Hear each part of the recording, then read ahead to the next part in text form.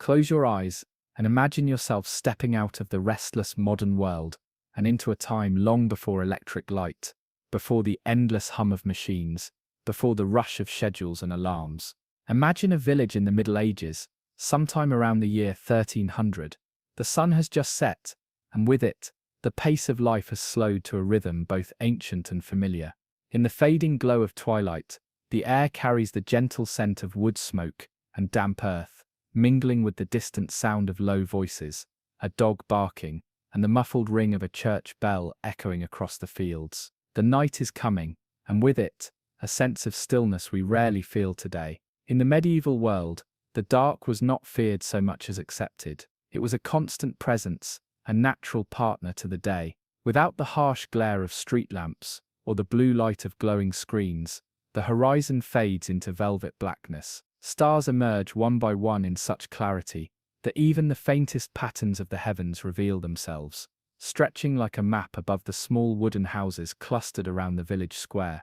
The Milky Way shines with a brilliance that few of us have ever truly seen, a reminder of how deeply people of the past were connected to the night sky. As you walk along the uneven path of dirt and stones, you notice the glow of a hearth fire flickering behind the shuttered windows. Families gather together, finishing their last tasks of the day. Children are tucked close to their mothers. Fathers bank the fire with ashes to keep it smoldering through the night, and prayers are whispered in low voices. Life is simple, yet there is richness in this simplicity. Every sound and every gesture seems to prepare the household for the long hours of rest to come.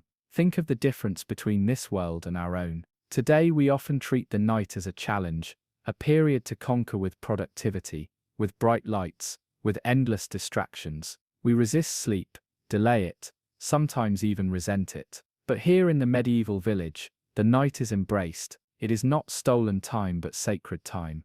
To sleep is not weakness, it is part of the natural cycle of being alive. The people who live here understand something we have largely forgotten, that rest is not merely an interruption of life, but the very foundation of it. The houses themselves speak of this rhythm. Small timber frames hold thatched roofs low over compact rooms. Within the main chamber, it is warm, dim, and filled with the smells of wool, wood, and straw.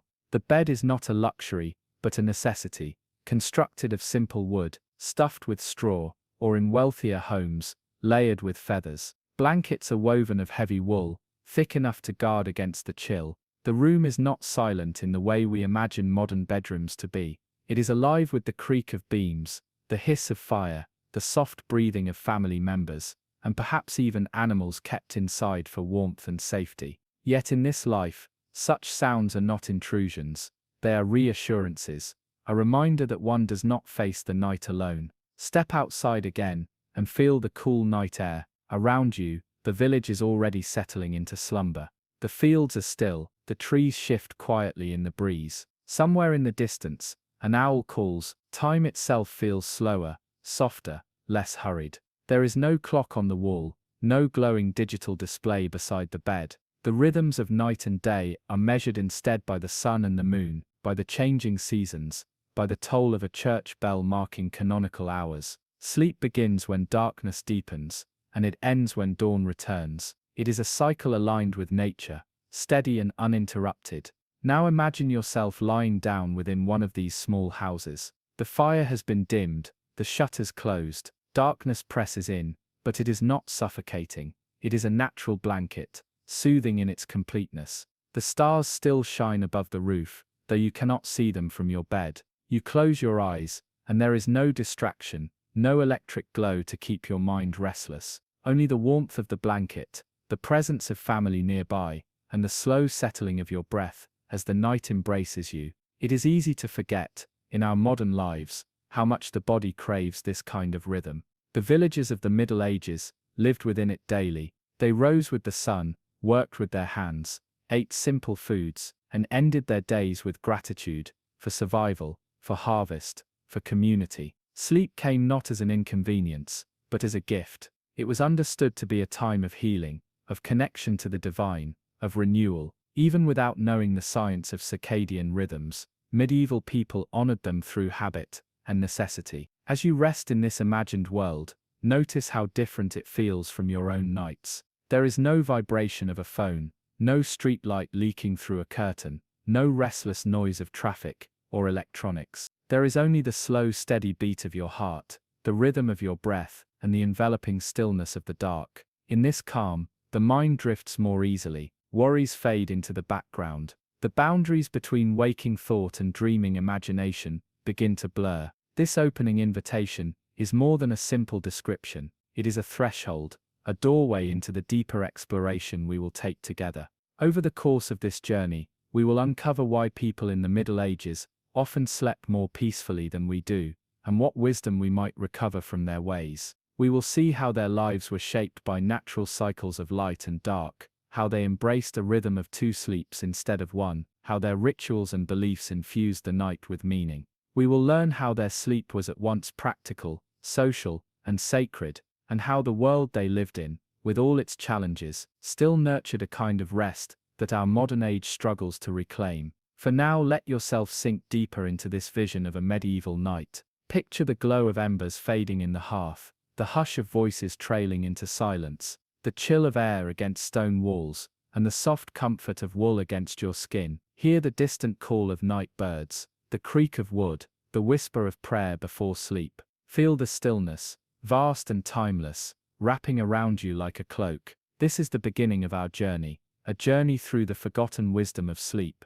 And as the medieval village drifts into rest, so too may you allow yourself to follow. Gently, slowly, with curiosity and calm, we step into their world, a world where the night is not a battle to be fought, but a sanctuary to be entered, a world where rest is not scarce, but abundant, not hurried, but complete, a world where perhaps people slept better than we do now. In our modern world, it is a rare thing to experience it fully. Step outside almost anywhere today, and you will find yourself surrounded by the pale haze of streetlights, glowing windows, billboards, passing cars, and the quiet but constant hum of electricity. True night, deep and absolute, has become a stranger to us. Yet, for people of the Middle Ages, darkness was not just an absence of light, it was a living presence, a familiar companion that shaped their lives and their sleep. Imagine again that medieval village. The sun has slipped beyond the horizon, and with its setting, the last natural light of day fades away. There are no switches to flick, no lamps to keep glowing indefinitely. Instead, small flames take over the burden of illumination, the low flicker of candles, the steady orange burn of a hearth fire, or the occasional oil lamp. These small lights were fragile and finite. A candle was precious, often handmade of tallow or beeswax, and too costly for most families to burn without thought. Firewood had to be carefully rationed, saved for warmth and cooking rather than wasted on the vanity of brightness. And so, once evening meals were finished, most homes settled into shadow. The medieval night was a place of dim outlines and softened forms. The human eye adjusted, and people became accustomed to a world not of sharp clarity, but of suggestion. Shadows danced along the walls, and in the dim light of the hearth, familiar objects took on shifting shapes. The body, responding to this gentle absence of harsh light, began to relax. Melatonin, the hormone of sleep, flowed more freely in these environments than it does in ours. Modern science confirms what medieval experience already knew. Darkness itself is a balm for the mind, a signal that it is time to rest. But this darkness was not empty. It carried with it a weight, a sense of mystery, even of spirituality. The medieval world saw night as a time when heaven and earth drew closer together. With no electric interruptions, the sky unfolded in its full majesty. Billions of stars, the phases of the moon, and the slow, sure movement of the constellations provided a cosmic clock that guided the rhythms of life. Farmers looked to the moon to know when to plant or harvest. Monks woke for prayers by the rising of stars. Entire communities were bound to the rhythm of this natural order, and their sleep followed accordingly. Contrast this with our own lives. Artificial light has stretched our days far beyond their natural limits. We live beneath a permanent twilight of glowing screens, bedside lamps, neon signs, and digital displays. Even in the dead of night, we can flood our rooms with brilliance at the touch of a button. And yet, for all this mastery over darkness, we find ourselves restless. The body is confused, unable to tell when it should sleep or wake. Where medieval people aligned themselves with the sun, we resist it, dragging ourselves awake with coffee in the morning and fighting off fatigue with glowing devices at night. The result is a sleep thinner, more fragile, more easily disturbed. In the Middle Ages, darkness was not feared in the same way it often is today. To them, it was natural. Yes, the night could be dangerous, bandits could lurk in the shadows, wolves could circle near the village, and spirits were imagined to wander under the cover of blackness. But even these fears made the darkness real, tangible, something to be lived with rather than avoided. People respected it, honored it, and accepted that the night belonged to forces greater than themselves. This acceptance paradoxically created calm. When one expects the night to be dark, to be silent, to be slow, there is no resistance, no anxiety. There is only surrender. Think of the quiet that would have surrounded them. In a rural village, once the fires dimmed, silence fell in layers. The chatter of voices subsided, footsteps ceased, and even animals settled down. Without traffic, without planes overhead, without the hum of electricity, silence was vast, deep, and profound. Into that silence came only natural sounds, the sigh of wind through trees, the rustle of leaves, the call of an owl, the trickle of a stream.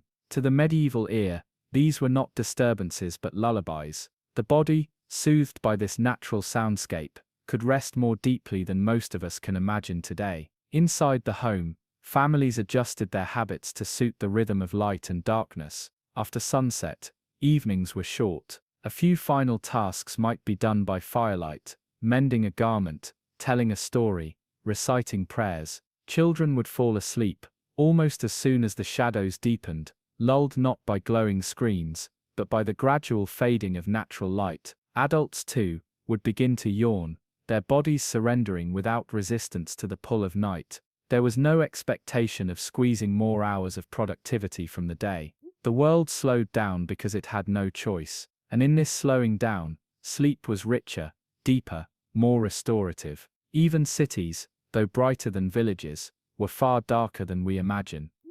A medieval town might have torches along its main streets, or candles burning in taverns and churches, but beyond those few glimmers, darkness reigned. Narrow alleys disappeared into shadow. The night pressed close against the walls. For the people who lived there, this was not strange, it was the texture of life itself. Consider the way this darkness shaped the very architecture of sleep. Bedrooms were not designed to keep out light, they didn't need to. Shutters could block the moon, but for the most part, people slept in rooms where the only glow was that of a dying fire.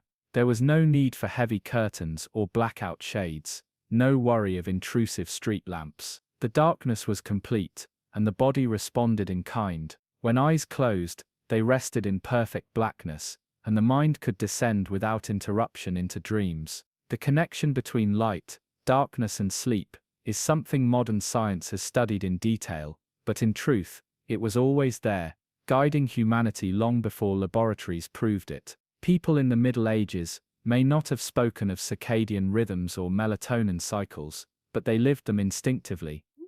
By surrendering to the natural ebb and flow of day and night, they tapped into patterns our bodies still crave. Their sleep was supported not by medication or elaborate techniques, but by the simple enveloping gift of darkness. And so when we ask why people in the Middle Ages may have slept better than us, the answer begins here, with the night itself. A night free from artificial glare, free from intrusion, free from confusion. A night where the stars were clear, the air was quiet, and the body was in harmony with the world around it. Close your eyes and picture it once more. The fire has burned low, shadows stretch long across the floor, and outside, the sky glitters with infinite light. There is no glow from a clock, no buzzing from a device, no flash of passing headlights, only the slow rhythm of nature, steady and timeless. This was the canvas upon which medieval sleep was painted, a sleep deeper, calmer, and more complete than most of us know. Close your eyes again, and imagine yourself resting in that medieval village. The fire has been banked, the room is quiet, and the night presses in, heavy and complete. Sleep comes easily here, in this world aligned with nature's rhythms. But unlike the modern expectation of one long unbroken night of rest, the people of the Middle Ages followed a pattern almost completely forgotten in our time: the rhythm of two sleeps. This practice, sometimes called segmented sleep or biphasic sleep, was not unusual or strange to medieval people. In fact, it was common, accepted, and widely recorded. The night was not one long dive into unconsciousness, but rather two distinct periods of rest, separated by an interval of gentle wakefulness. The first sleep, or primo somno, began not long after nightfall, often lasting 3 or 4 hours. Then sometime after midnight, sleepers would stir naturally. They would rise from their beds, not hurriedly, not in alarm, but calmly, as though guided by an inner clock.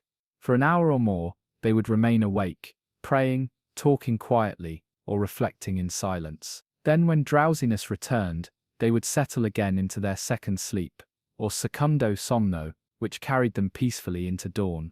This rhythm is not a romantic theory invented by historians. It is documented across centuries of writing. Medieval medical texts, household manuals, and even court records refer to first sleep and second sleep as though they were entirely normal. The English historian Roger Ekirch, who studied this pattern in detail, unearthed countless references. A peasant might wake after his first sleep to check on the animals. A noblewoman might rise to recite prayers. Couples might talk, laugh, or share moments of intimacy in these hours. Far from being unusual, this waking period was considered natural, useful, and even sacred. But why did this pattern emerge?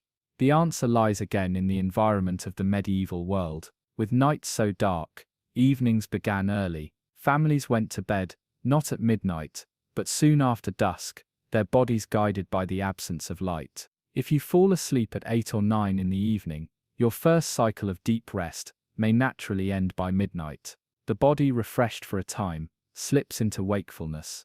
In today's world, where schedules often demand that we delay sleep until late at night, this rhythm is suppressed. But in the quiet of a medieval night, with no alarms to dread, no glowing screens to pull attention, people could allow this natural interval to unfold.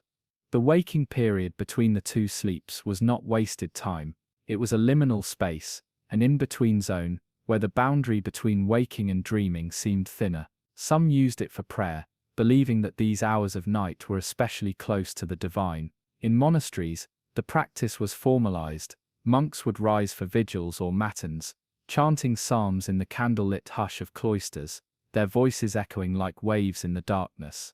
Others used the time for reflection, for journaling, or simply for sitting in silence, listening to the night.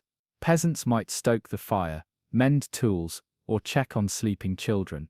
Husbands and wives might share quiet words or warmth before returning to slumber. There is something profoundly human about this pattern.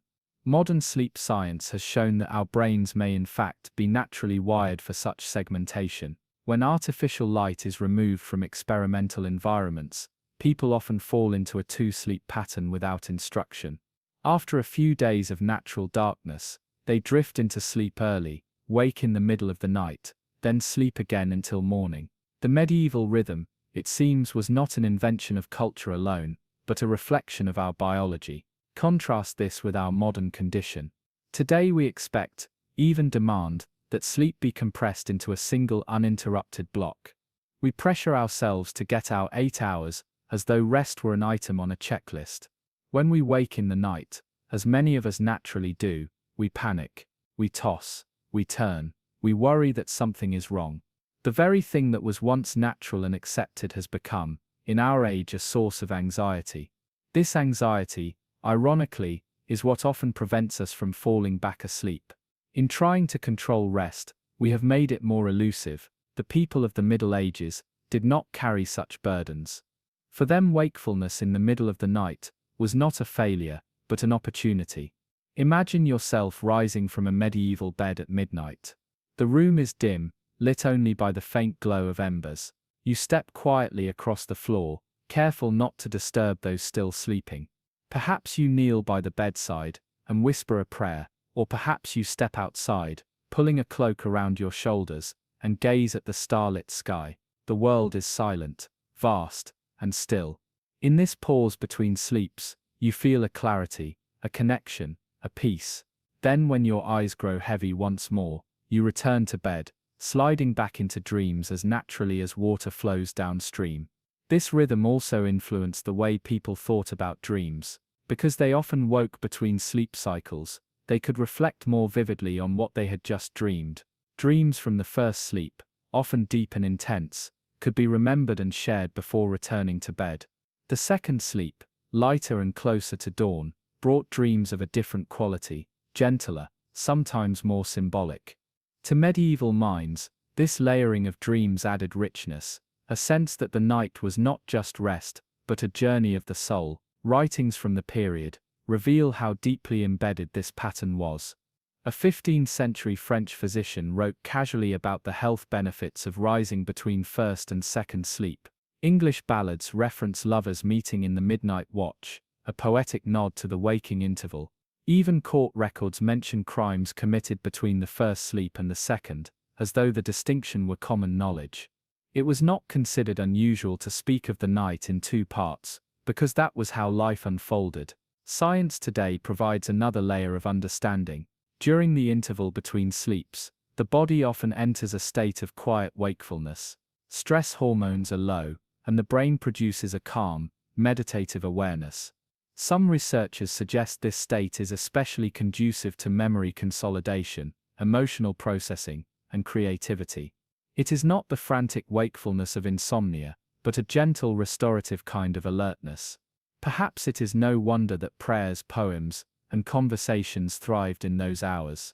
The medieval world may have stumbled upon a hidden gift, a rhythm of rest that nourished both body and spirit. And yet as centuries passed, this pattern began to fade. With the arrival of street lighting, later bedtimes, and increasingly rigid schedules, the two sleeps compressed into one. By the 18th century, references to first and second sleep began to disappear from literature. The industrial age, with its whistles and clocks, demanded a workforce that slept in long unbroken blocks to maximize productivity. The natural interval of wakefulness was no longer convenient, and so it was forgotten. In its place arose the modern expectation of seamless sleep, an expectation that has left many of us restless and unfulfilled. Think again of the difference. In the Middle Ages, waking in the night was a gift, a doorway to prayer, reflection and connection. In our world, the same event feels like a curse, a failure, a disruption to be fixed. What they accepted as natural, we interpret as a flaw, and in that difference lies a profound truth about why their rest may have been deeper, calmer, and more satisfying than ours. So as you listen now, allow yourself to imagine embracing this forgotten rhythm. If you wake in the night, do not resist.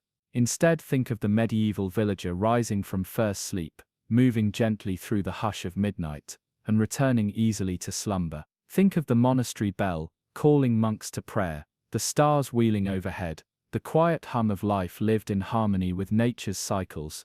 Remember that this rhythm is not lost, it still lives in us, waiting to be rediscovered. And as you drift further into this journey, know that you are walking in the footsteps of countless generations, who found in the night not restlessness but renewal. For them the two sleeps were not a problem to solve but a pattern to embrace, a pattern that made their nights fuller, their dreams richer, and their sleep, perhaps better than ours. When we think of sleep, we often picture our bedrooms, the soft mattress, the pillows arranged just so, the curtains drawn against the glow of the street. Yet, to step back into the Middle Ages is to enter a world where sleep took place in spaces both simpler and stranger than our own, where the bed itself was not just furniture, but a symbol of warmth, safety, and belonging.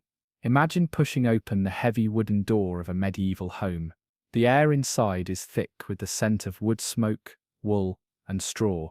The central hearth has burned low, its light casting faint orange patterns across the rough plastered walls. In one corner stands the bed, a place both humble and essential. Unlike our wide and private mattresses, medieval beds varied greatly depending on wealth, class, and purpose. A peasant family might sleep on a frame of wood covered with straw, the mattress renewed each season with fresh reeds or hay. In wealthier homes, beds were layered with feathers stuffed into large sacks of linen, creating a soft cradle that rivaled even modern comfort in its own rustic way. Blankets were heavy and practical, most often woven from thick wool. In winter, furs were added for warmth, while in summer, lighter linens were spread across the frame. Sheets were not changed often by modern standards, but they carried the smell of hearth and home, familiar and grounding. To lie down in such a bed was to feel oneself enclosed by the materials of daily life: straw from the fields,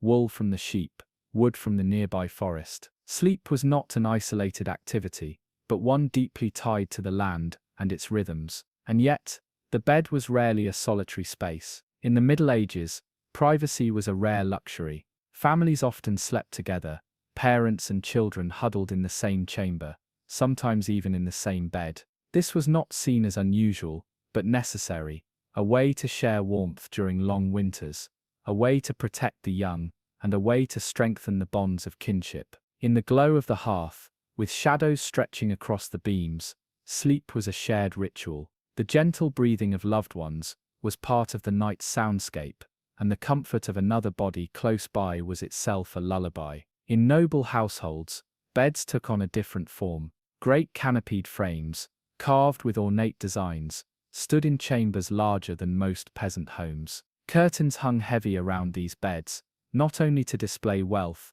but to keep in heat during cold nights. Servants might lay fresh sheets, fluff feather mattresses, and ensure the chamber was warm before their lords retired. Yet, even in these grander spaces, the principles were the same: warmth, enclosure, protection from the night. The curtains drew darkness close, cocooning sleepers in their own small world, just as straw and wool cocooned the peasant family in theirs. The placement of the bed also mattered. In many households, beds were kept close to the hearth, so the lingering heat of the fire could carry through the night. In colder climates, animals might even be housed within the same building, their body heat helping to warm the chamber. Sleep was part of the household economy of warmth, shared between fire, wool, and flesh. To imagine a medieval bed is to imagine a nest carefully built against the elements, filled with the closeness of life. But the chamber itself carried meanings beyond comfort. For many it was also a place of safety.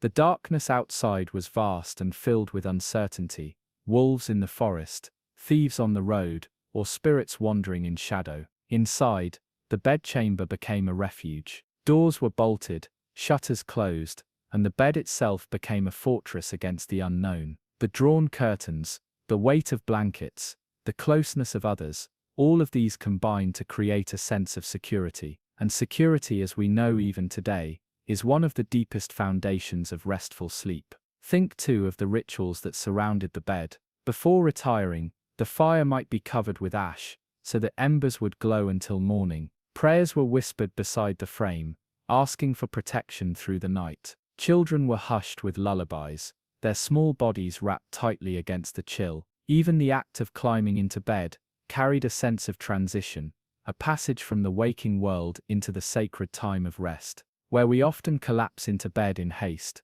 the medieval night unfolded with intention, each step leading naturally towards sleep. The soundscape of these chambers was unlike ours. Instead of the hum of electronics or the faint buzz of traffic, there were the creaks of timber, the occasional hiss of fire, and the breathing of those nearby. Perhaps a dog shifted in the corner, or a rooster stirred outside before dawn.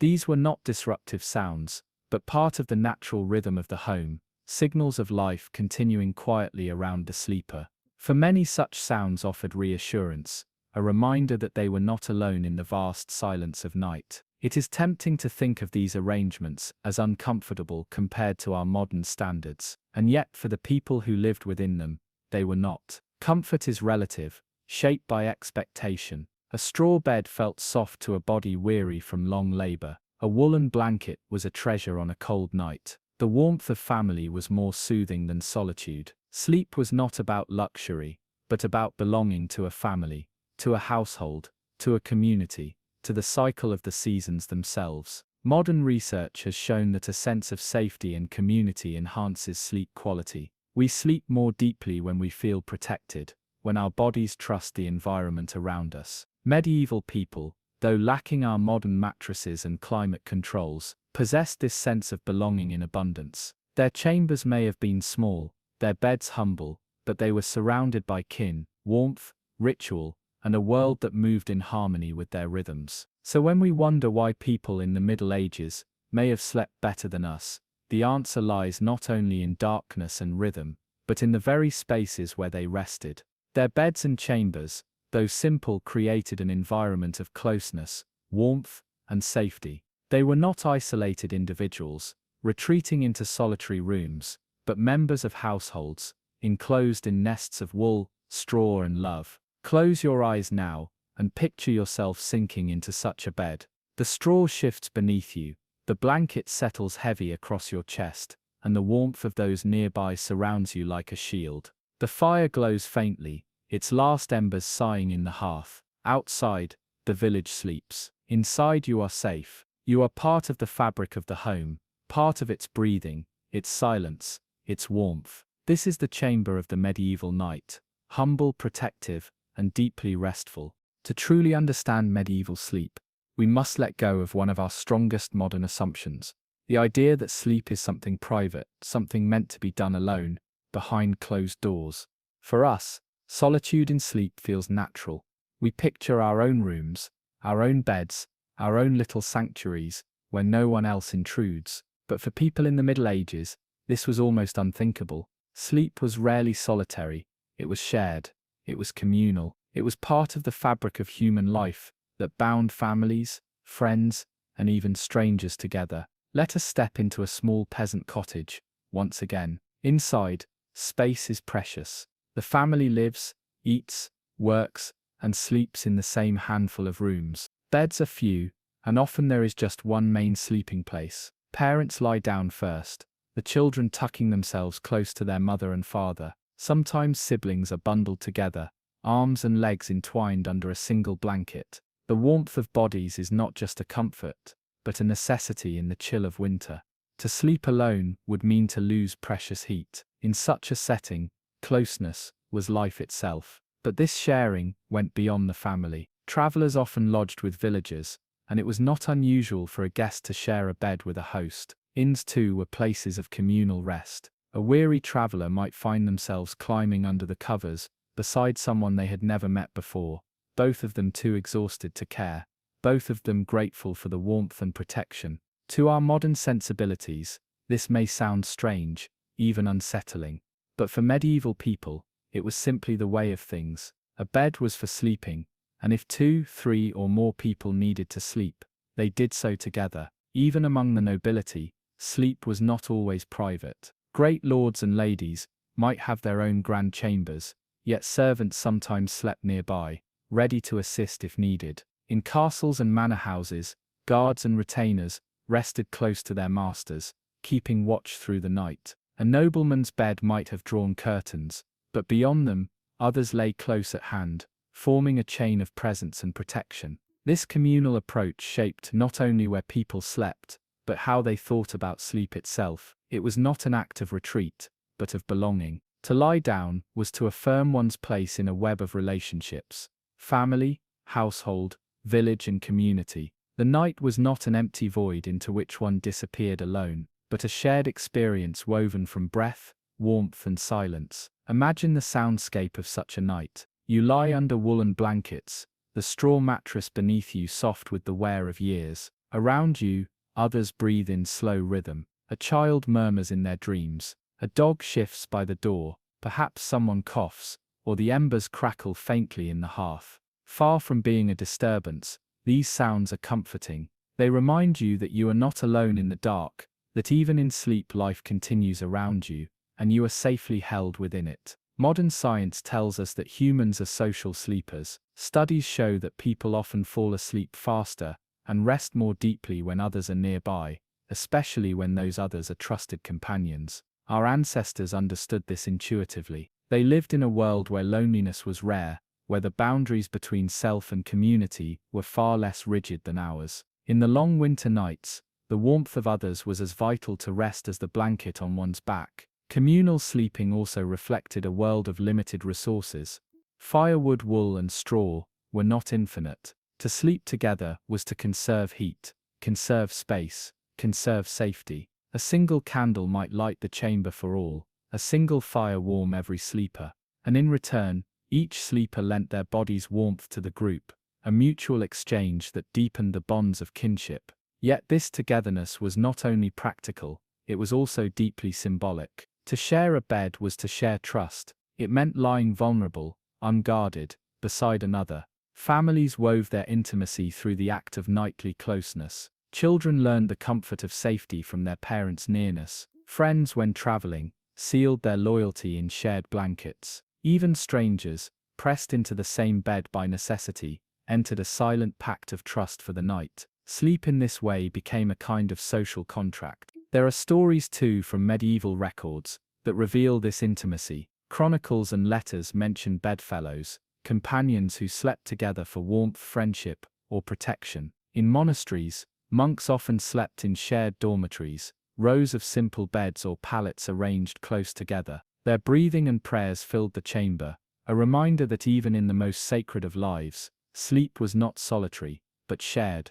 In times of war, soldiers slept side by side in tents, their closeness, a shield against the chill and the fear of the night. Everywhere, across classes and contexts, sleep was communal. This togetherness shaped the rhythm of waking as well. When the household stirred, it did so together. The rooster crowed, the first light crept through shutters, and bodies shifted as one. Children rubbed their eyes, parents rose to stir the embers, and the day began, not with isolated alarms, but with the movement of the group. Sleep then was not only communal, but synchronized, tied to the natural rhythms of sun and season. If we pause to reflect, we might see what has been lost. In our modern world, many of us sleep in solitude, behind closed doors, behind walls that separate us, even from those we love. We seek silence, darkness and control, yet often lie awake in loneliness. Our ancestors, with fewer comforts, slept deeply in the warmth of others, soothed by the presence of kin and community.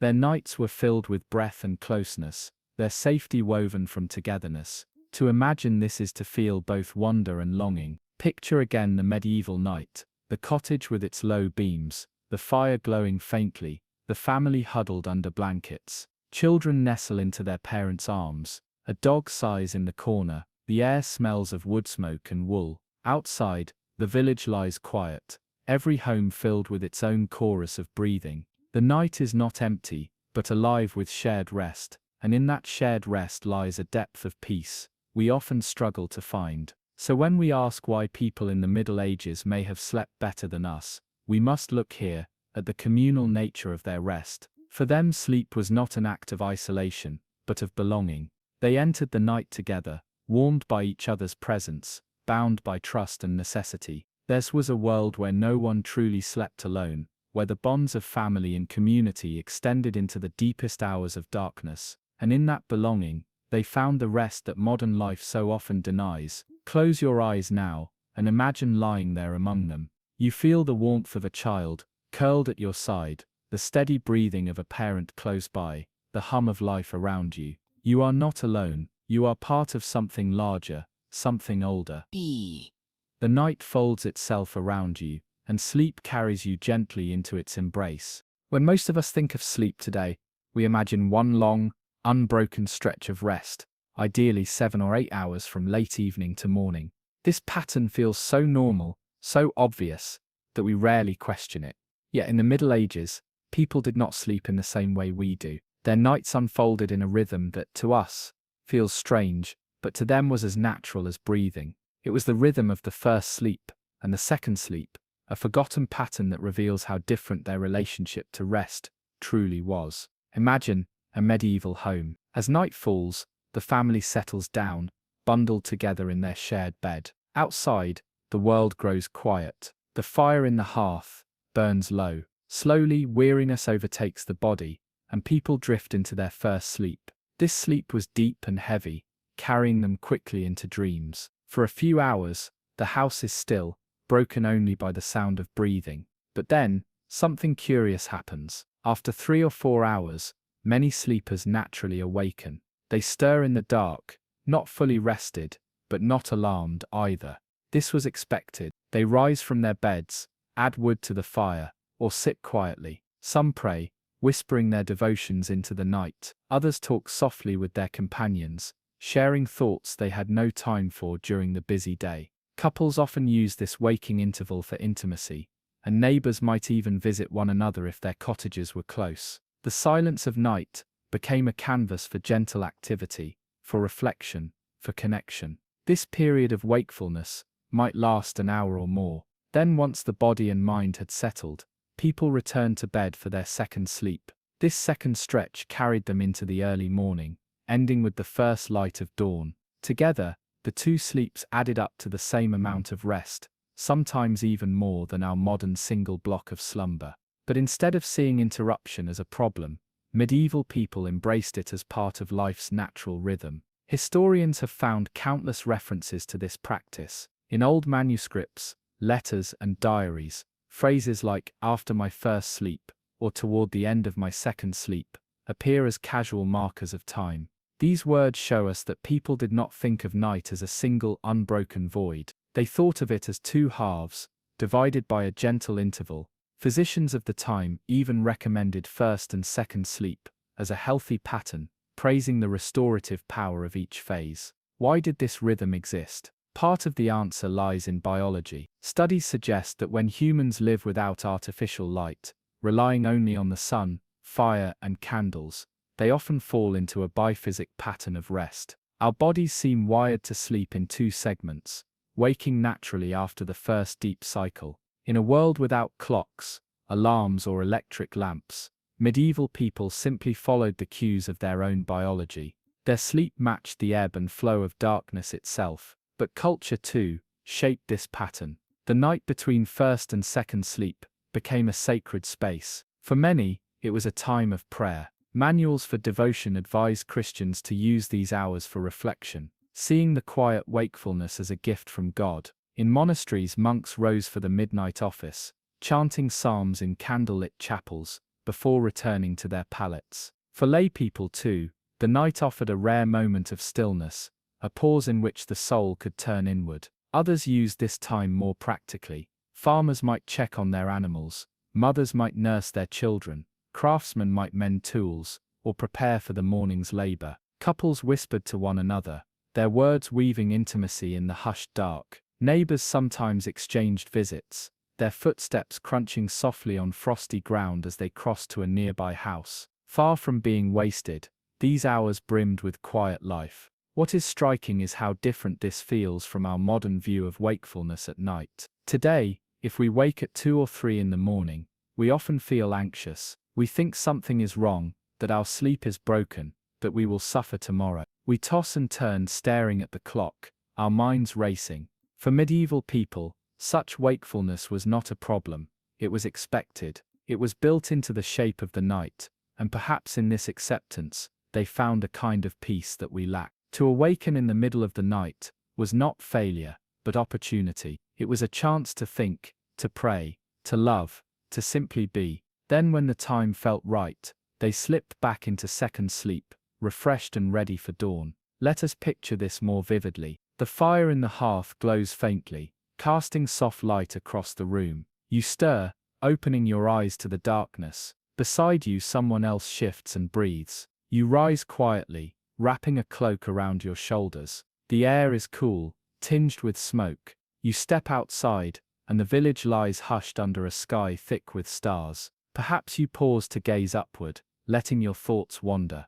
The world feels vast, timeless, and yet you are at home within it. After a while, you return indoors, nestle back into the blankets, and drift once more into sleep. This rhythm gave medieval nights a texture that ours often lack. The night was not just an absence of day, but a living space, rich with moments of pause and renewal. First sleep was heavy, dream-filled, restorative. The waking interval was thoughtful, intimate, spiritual. Second sleep was lighter, guiding people gently into morning. Together they formed a cycle that aligned body, mind, and spirit. Modern science has begun to rediscover this forgotten rhythm. Experiments show that when people are exposed only to natural light, they often fall into 2 sleeps, with a wakeful gap in between. During this interval, the brain releases prolactin, a hormone linked to calm and contentment. Instead of agitation, the body feels at peace. Perhaps medieval people knew this without naming it. Perhaps their quiet midnights were shaped by the very chemistry of their blood. And what might we learn from this? That our current model of one long sleep is not the only way. That wakefulness at night is not always a flaw, but can be an invitation. That the Middle Ages, with all their hardships, held a wisdom we have forgotten, the wisdom of moving with the rhythm of darkness, rather than against it. As we lie in our solitary rooms, glowing screens beside us, alarms set for the morning rush, it is easy to feel that we are masters of time. Yet the memory of first and second sleep whispers otherwise. It reminds us that we are creatures of night as well as day, and that our rest was once gentler, more humane, more in tune with the deep rhythms of the earth. Close your eyes and imagine yourself there, in a medieval home. You have drifted into first sleep, and now you wake. You stir the fire, its sparks leaping into the dark. You sit quietly, feeling the stillness wrap around you. There is no rush, no anxiety. The night belongs to you. After a while, you lie down once more, and second sleep carries you toward dawn. You awaken with the light of morning, rested, renewed, whole. This forgotten rhythm, hidden in the shadows of history, offers us a profound lesson. Sleep is not merely a mechanical necessity, but a dance with time, with darkness, with life itself. The people of the Middle Ages moved gracefully within this dance, and perhaps if we listen closely, we can still hear its music calling to us across the centuries. When the world falls into silence at midnight, most of us today see it as a time of sleep, of absence, of emptiness. Yet, for people in the Middle Ages, midnight was not an empty space, but a sacred hour. It was a moment that carried weight, meaning, and mystery. While we may stumble through it in half-consciousness, they embraced it as a threshold, a time when heaven and earth seemed to draw closer, when the human spirit was most open to prayer, reflection, and even wonder. Imagine a medieval village lying in darkness. The houses are small, their walls of timber and wattle, their thatched roofs holding in the warmth of the hearth. Within, families stir from their first sleep, their eyes adjusting to the faint glow of embers. Outside, the night is vast, the stars brighter than we ever see them now. In this stillness, the hour of midnight arrives, not with clocks striking 12, for mechanical timepieces were rare, but with an inner sense, a rhythm carried by the body and marked by the passage of night itself. For many Christians of the Middle Ages, midnight was above all a time of devotion. Manuals of prayer encouraged believers to rise during the night, to whisper psalms, to kneel in silence, or to meditate on Christ's suffering. Midnight was associated with the watchfulness of the soul, for it was believed that demons prowled in the dark, and the faithful must arm themselves with prayer. In monasteries across Europe, this belief shaped daily life. Monks rose from their hard pallets to gather in the choir stalls, their chants echoing through stone halls lit by flickering candles. These vigils, known as matins or the midnight office, were moments of profound spiritual intensity. While the world outside lay in shadow, the voices of the monks rose like threads of light into the heavens. But the sacredness of midnight was not confined to monasteries. In village cottages and urban homes alike, lay people too often used the waking interval between first and second sleep to pray. Some turned inward, speaking to God in whispers. Others recited memorized prayers passed down through generations. For them, midnight was a pause in the day's relentless rhythm, a chance to breathe, to reflect, to draw near to the divine. Where daylight was filled with labor, trade and noise, midnight offered a stillness that seemed to belong to another world. This reverence for midnight also appeared in medieval storytelling and folklore. It was seen as a liminal hour, a time when the boundary between the natural and the supernatural grew thin. Ghosts were said to wander then, witches to brew their potions, and angels to draw near to listening souls. Many believed that prayers uttered at midnight carried special power, for they rose into a silence unbroken by the clamor of the day. Midnight was not feared so much as respected, a time of mystery that demanded both caution and reverence. To understand how deeply midnight shaped the medieval imagination, Picture yourself as one of those monks, rising in the cold stone monastery. The bell tolls low and heavy, echoing across the cloister. You rise from your straw mattress, wrap a rough wool cloak around your shoulders, and walk through dark corridors where your footsteps echo softly. In the chapel, the brothers gather, faces pale in the candlelight. Their voices rise together, chanting psalms that weave through the silence like threads of gold. Outside, the village sleeps. But here in this moment, you feel part of something eternal, a communion between time and eternity, earth and heaven. Now imagine yourself as a villager, stirring in your bed after first sleep. The room is dim, warmed by fading embers. You rise quietly, careful not to wake the children. You kneel beside the hearth, clasping your hands in prayer. The night presses in, vast and silent. Somewhere far away, a wolf howls, yet here in the heart of darkness, you feel a strange comfort. Your whispered prayers carry upward, joining countless others, uttered in cottages, chapels, and cloisters across the land. Midnight is no longer empty. It is alive with devotion, but not all midnight activity was solemn. For couples, this was a time for intimacy. In medical texts of the era, physicians even recommended the hours after first sleep as an ideal time for conceiving children, believing the body was well rested and desire naturally stronger. Midnight then became not only sacred in a religious sense, but also a moment of closeness between husband and wife, a time when life itself was nurtured. This dual nature of midnight, as both holy and intimate, reflects something profound about medieval life. The night was not divided into rigid categories of sacred and profane, spiritual and physical. Instead, it was a seamless fabric in which prayer, love, reflection, and rest all found their place.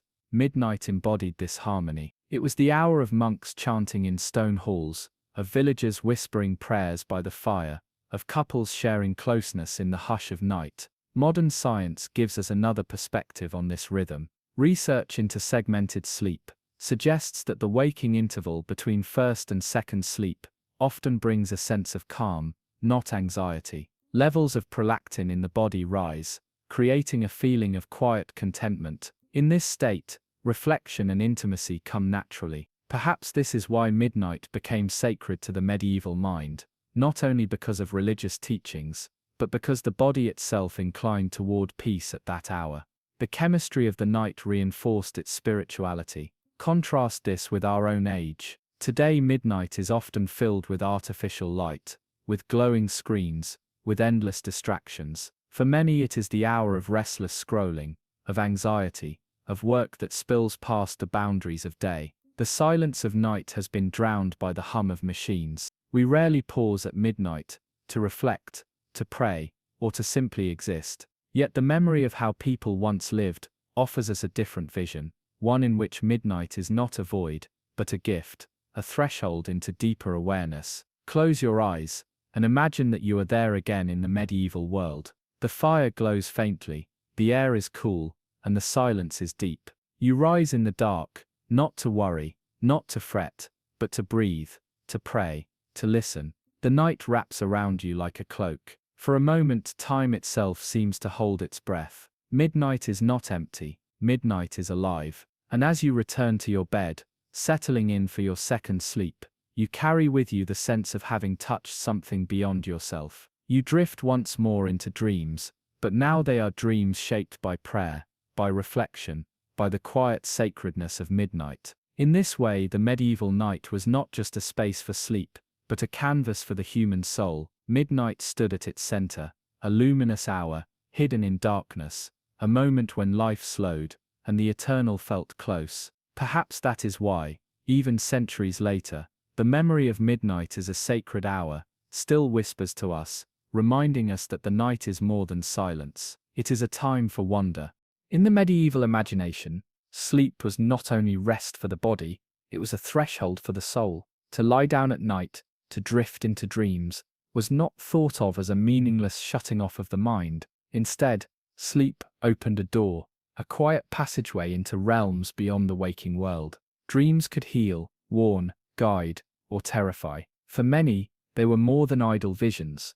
They were messages, sometimes from God, sometimes from angels, and sometimes from darker forces waiting in the shadows of night. The people of the Middle Ages lived in a world that was deeply symbolic. Every star, every illness, every strange occurrence carried meaning. It is no surprise, then, that they regarded dreams as vessels of truth. When a peasant dreamed of standing in a field filled with light, it might be taken as a blessing. When a noble dreamed of blood or fire, it might be seen as a warning. Dreams were part of a spiritual language, a bridge between heaven and earth. Church writings often treated dreams with a delicate balance. Some were said to be divinely inspired, visions sent by God to strengthen faith or warn of sin. Others, however, were said to be traps of the devil, designed to confuse or tempt. Saint Augustine, one of the great early thinkers of the Church, warned believers not to trust every dream, for the soul was vulnerable in sleep.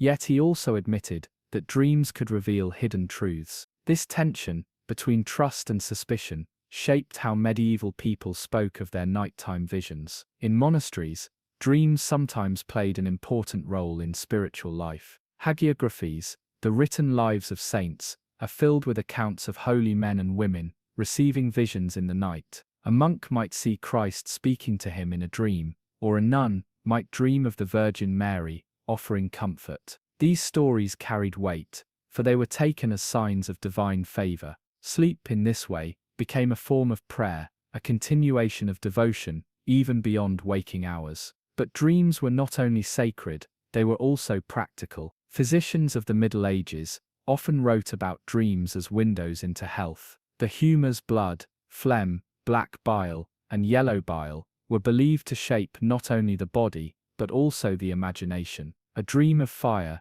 might mean an excess of choler or yellow bile. A dream of water might point to too much phlegm. Thus, dreams were diagnostic tools, helping doctors understand the hidden state of the patient. And still, dreams were also social. They were told at breakfast tables, whispered in taverns, and shared around hearths. People sought meaning not only in church or in books, but also among friends and family. One person's dream might spark fear, while another's might bring hope. Entire communities might see a dream as a sign of what was to come, a poor harvest, a war, or a blessing. Dreams rippled outward, weaving into the fabric of medieval life. To truly feel how medieval people experienced this, picture a winter's night in a small cottage. After first sleep, you wake, stir the embers, and speak quietly with your family. One of your children tells you of a dream, that he saw a great flood sweeping through the village. The dream unsettles you. In your world, such a vision is not dismissed as a random firing of neurons. It is a warning, perhaps from God, perhaps from fate. You pray, you talk with neighbors the next day, and together you wonder what it means. The dream has become a shared story, a thread woven into the life of the community. For nobles and rulers, dreams could carry even more weight. Chronicles record kings who altered plans of war or diplomacy because of visions seen in the night. To dream of victory before battle was a comfort. To dream of defeat was a reason for hesitation. Some rulers even employed interpreters, people skilled in reading symbols and signs. They might say, "This lion in your dream is Christ, this serpent is betrayal, this storm is divine judgment." Dreams in such cases were treated as state matters, not private fancies. And yet, dreams were also deeply personal. A peasant mother might dream of her child in danger, and pray all the harder for his protection. A farmer might dream of a field of gold, and wake with renewed hope for his harvest. In each case, dreams reached into the private heart, touching fears and longings that could not always be spoken in daylight. Perhaps one of the most fascinating aspects of medieval dreaming is how it connected to the idea of death. Sleep was often described as a little death. When people lay down at night, they surrendered control, drifting into a state that resembled the stillness of the grave. To dream, then, was to taste something of the afterlife. Visions of heaven or hell were not uncommon in medieval dream literature. Some dreamed of radiant gardens filled with music, while others saw pits of fire and chains of darkness. Such dreams were taken as glimpses of eternal realities, reminders that life was short, and the soul must prepare. This is not to say that all medieval dreams were solemn or terrifying. Many were whimsical, filled with images of feasts, festivals, or flying through the air. Medieval dream poetry, such as the famous Romance of the Rose, used dreams as a stage for storytelling, love, and allegory. Dreams allowed the imagination to roam freely, creating landscapes that mingled reality with wonder. These literary dreams entertained as much as they instructed. Modern science gives us a new lens through which to see this old world of dreaming. We now know that dreams occur primarily during REM sleep, when the brain is highly active. We know they weave together memories, emotions, and fragments of daily life. Yet what is striking is how closely modern research aligns with medieval intuition. Just as monks believed dreams could reveal hidden truths, psychologists today see them as expressions of the unconscious. Just as physicians once read health through dreams, researchers now study how sleep disorders reflect underlying conditions. The medieval world, in its symbolic language, was not entirely wrong. Think of it this way: when a medieval villager dreamed of angels singing, it may not have been a literal message from heaven, but it was a real expression of inner hope, of yearning for the divine. When a noble dreamed of blood on his hands, it may not have foretold disaster,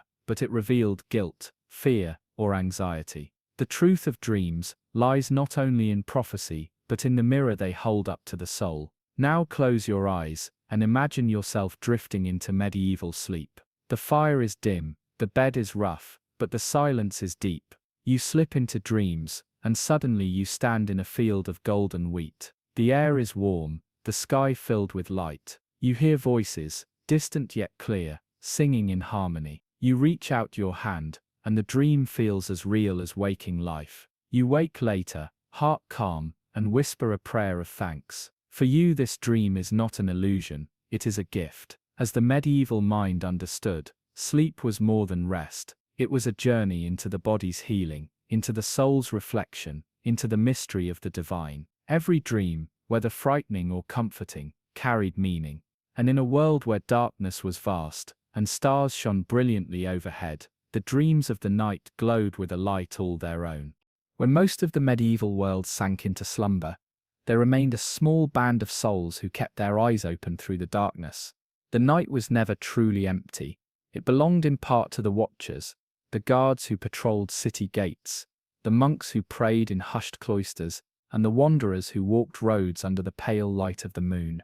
These figures remind us that, while night was a time of sleep, it was also a living, breathing world of its own. For guards and watchmen, the night was a duty. Imagine standing at the edge of a medieval town, where wooden palisades or stone walls circled the homes within. The gate is locked, the torches burn low, and silence stretches out like a blanket. Yet the guard cannot close his eyes. His task is to remain alert for danger, thieves, raiders, or fire. Even the smallest spark could consume a town built of timber and thatch. Each creak of wood, each rustle of wind, was a cause to pause and listen. For him the night was not rest, but responsibility, a weight carried in solitude.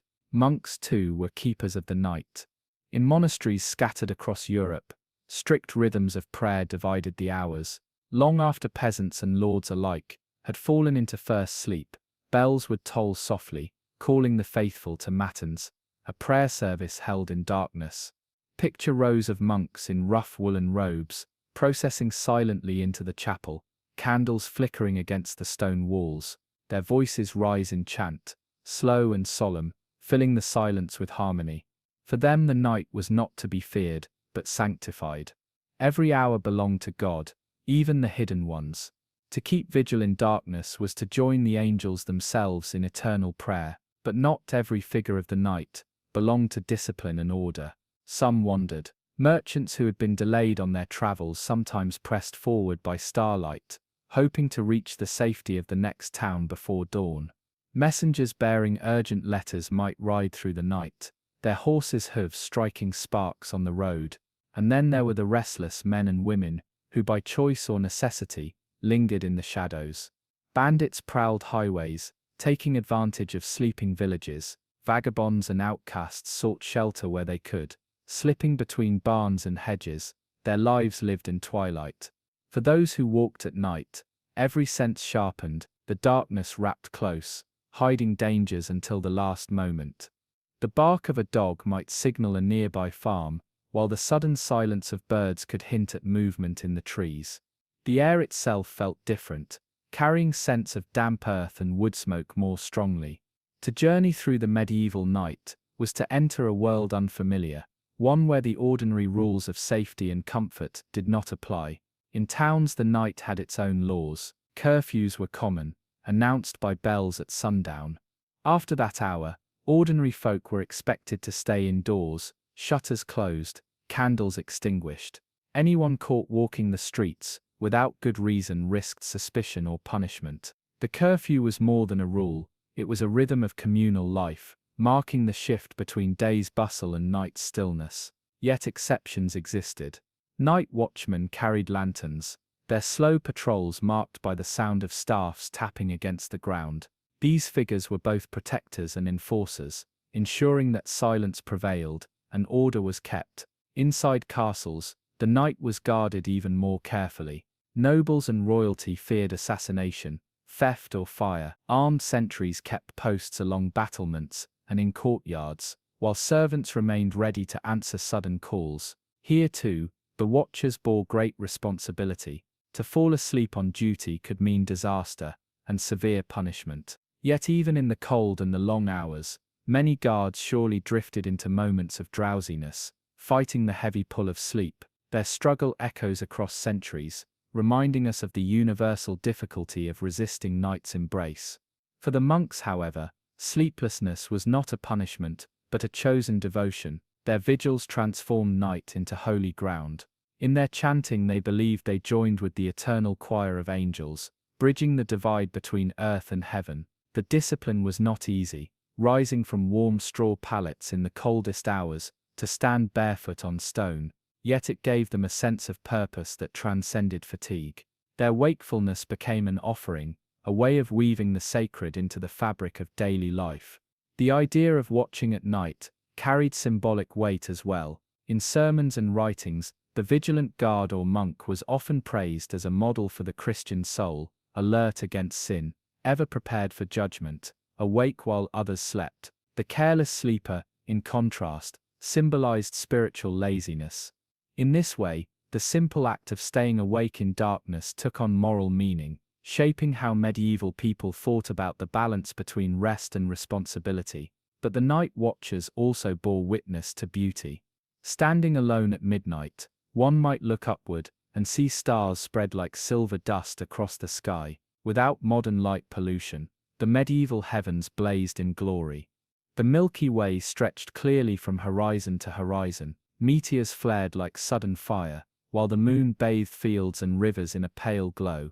For those awake at such hours, the world appeared transformed, hushed, luminous, mysterious. What for others was a time of sleep became, for the watchers, a secret gift. Even danger had its own strange wonder. The howl of a wolf in the distance, the rustle of unseen creatures in the underbrush, the sharp cry of an owl, all reminded night watchers of nature's untamed power. The darkness was alive, and to stand wakeful within it was to feel both small and profoundly connected to the greater world. The lives of these watchers, guards, monks, wanderers, remind us that medieval nights were never wholly silent.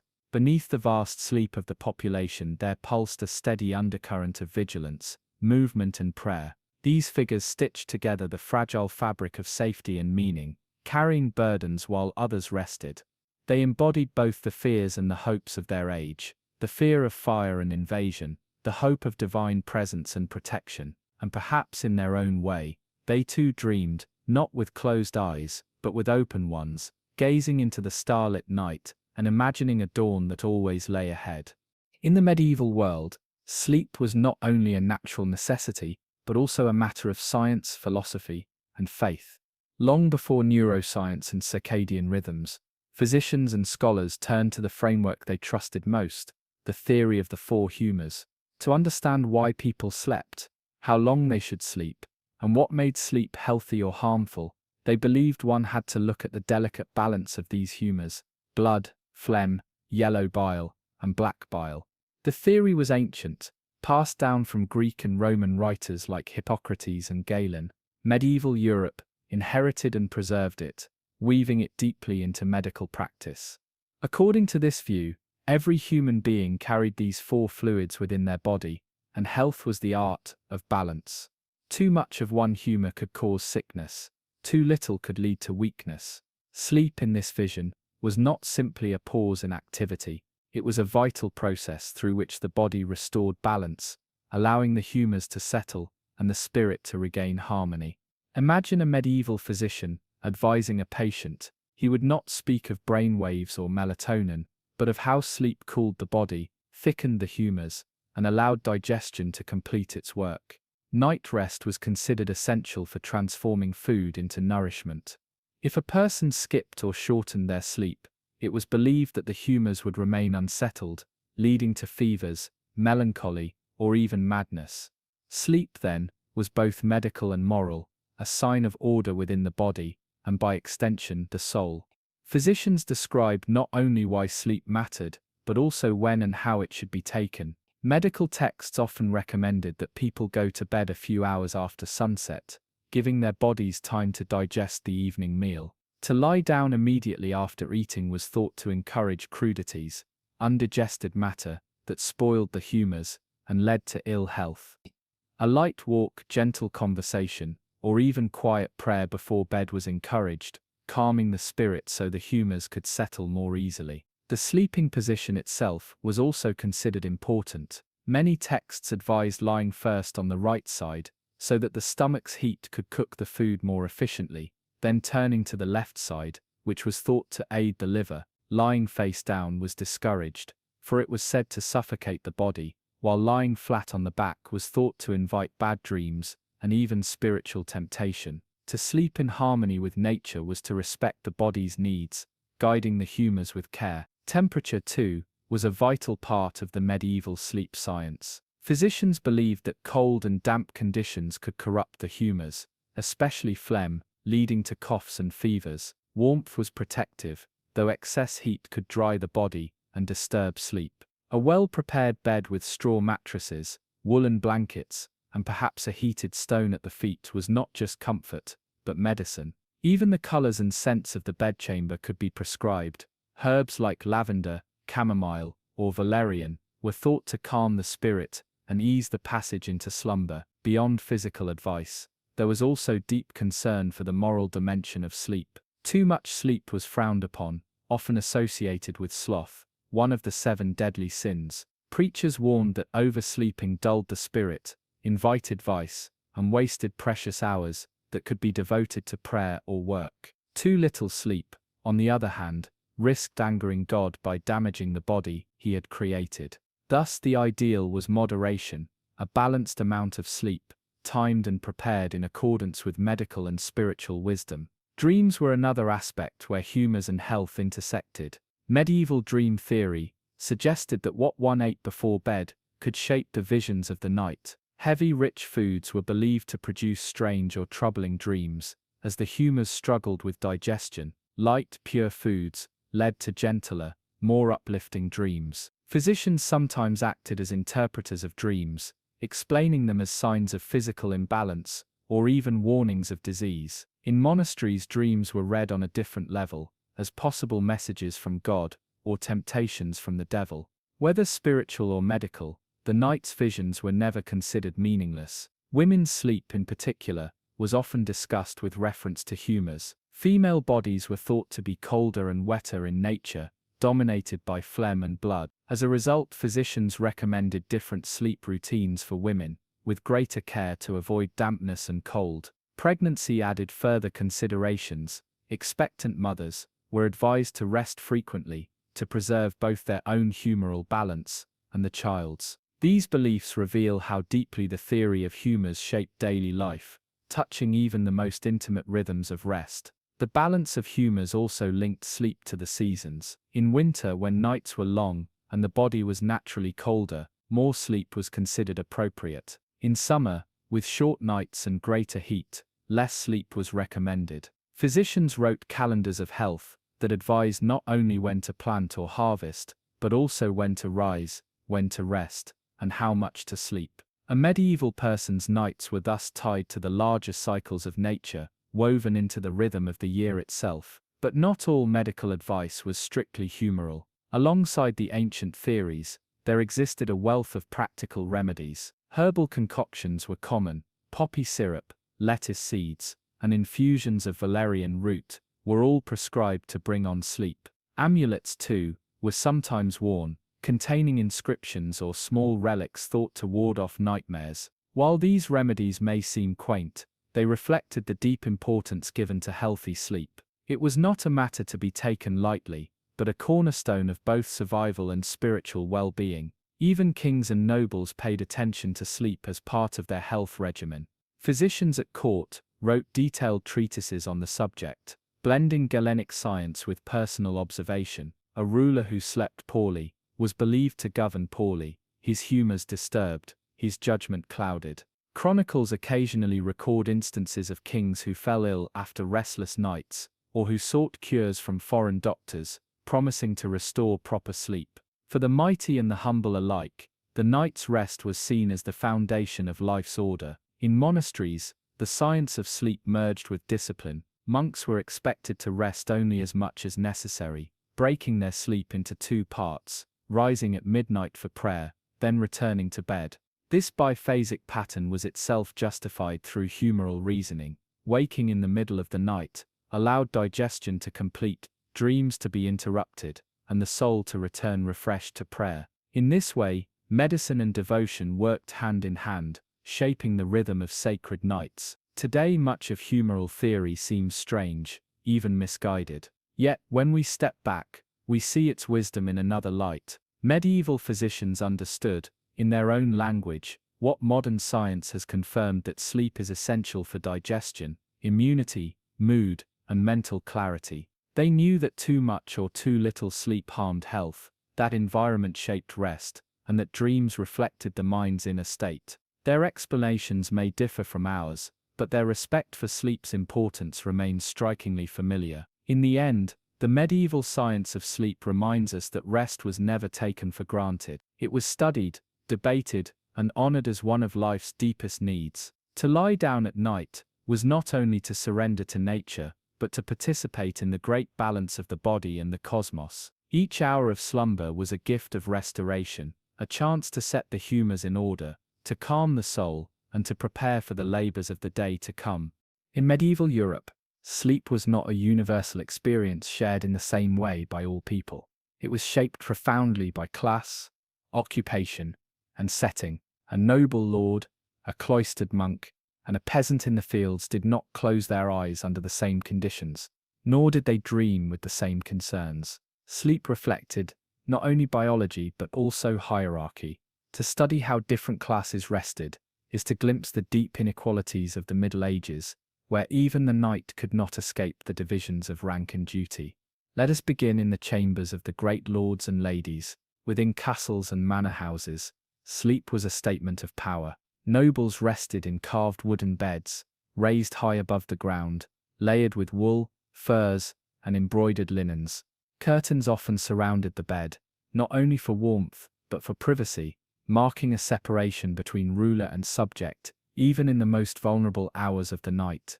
Servants sometimes slept on pallets nearby, ready to attend to their lord's needs, to stoke the fire, or to guard against intrusion. The quality of the bedchamber itself was an expression of wealth. A noble might sleep beneath painted ceilings, beside tapestries that softened the cold stone walls, with the scent of herbs placed near the pillows to promote gentle dreams.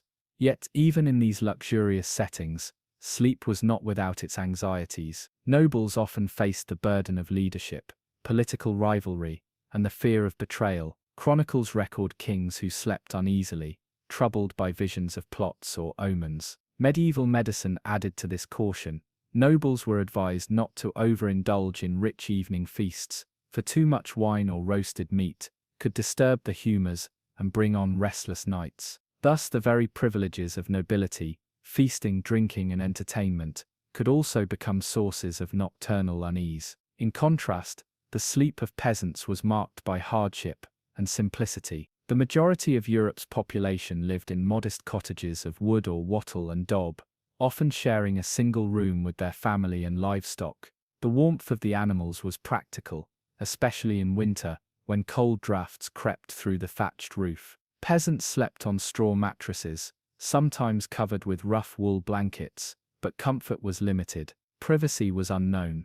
Parents, children, and even visiting kin might share the same sleeping space. Bed sharing was not a choice, but a necessity born of poverty. The rhythm of peasant sleep was tied closely to the labor of the fields. Rising before dawn, they often went to bed soon after sunset, their days dictated by natural light. Yet the sleep of peasants was not uninterrupted. They practiced what historians call segmented sleep, waking for an hour or two in the middle of the night, before returning to slumber.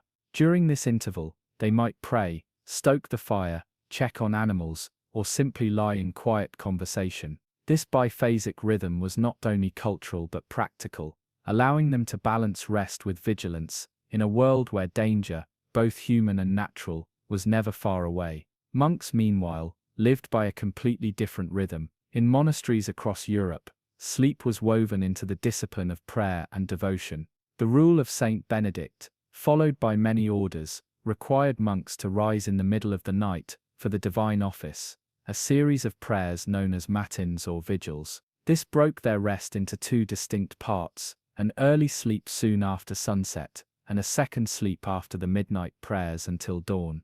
For monks, segmented sleep was not merely natural but sacred, a way of consecrating even the night to God. Their sleeping arrangements reflected this discipline. Monks often slept in dormitories, lying in rows of simple beds or pallets. Silence was required.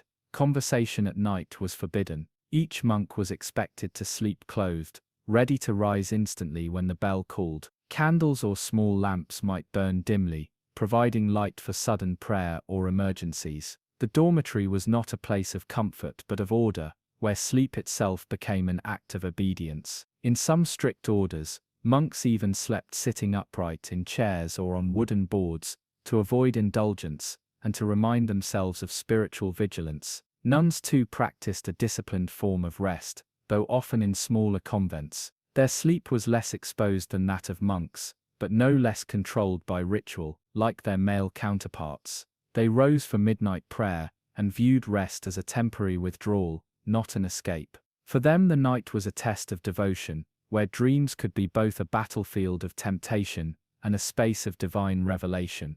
Hagiographies, the lives of saints, describe holy women whose visions came in the hours of sleep, reinforcing the idea that even slumber could be turned toward God.